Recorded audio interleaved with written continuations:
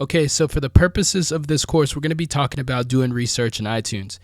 And that's because you're already talking to people who have a podcast, so they're more likely to say yes to your request to interview you on their podcast. Now, the great thing about that is that they may not ask for do you have an RSS feed, or can I, how many downloads are you getting? Whereas if you reach out to more prominent people that may not have a podcast, other influencers, they may not say yes right away. They may want you to get launched first to where they can see something tangible and understand, that you actually have an audience and see that it's real. So that's the first reason. Now, the second reason is that, we're actually going to be targeting people that just got started. So for this example, I'll go to the business section, and once that loads, we're going to go into new and noteworthy. And these are podcasters that just launched. They're super excited about, getting their word out there. So they're going to be more likely to say yes. Again, they're a podcaster, check. They're a new and noteworthy, check. Now, you can do this with other, categories within iTunes. It doesn't necessarily have to be business. You can do this with shows that aren't in new and noteworthy as well. But again, this is the strategy that I use, the formula that I use, that I'm giving you, and it worked for me as I showed you already. So what I'm going to do is I'm going to have an idea of who I'm trying to target. I'm going to have an idea of, what my message is going to be about and the type of people that I want to interview.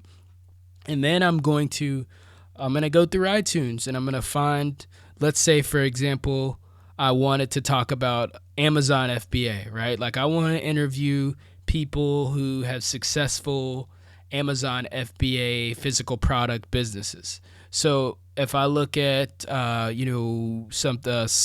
Mark Scott Adams over here, who has the Prime Report, I'm going to go over here. I'm going to do a little research. I'm going to look at his description that, looks really good.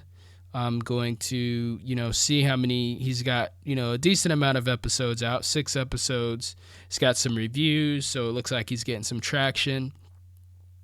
And I want to get his contact information. So the main things I'm going to want here is the name of the podcast, the host name, the URL, which you can get here, and then I'm going to want to get the website. And you can also get some social media and stuff like that if you want, but this is kind of very basic. So if I click this website button, I can see here that it doesn't actually take me to his website, but it takes me to the default Libsyn, podcast website.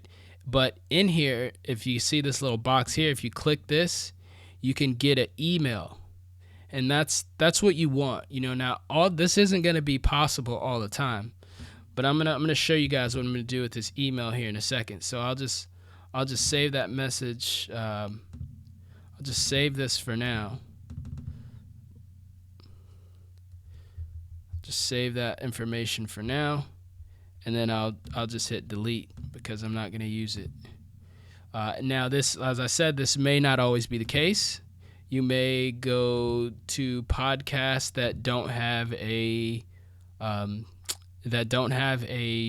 website, email. Sorry, that they link you to. Like, for example, I know Christina Cantor's, hers probably goes directly to her website, the C method. And if that's the case, then you can still use the strategy, but you're gonna want to look for this contact page. And here's where you're going to submit the information, your name, your email, what you'd like to talk about, etc. So I'm going to show you what we do when we gather this information. When we gather this information that I talked about, I'm going to show you what we do with that here in just 1 minute.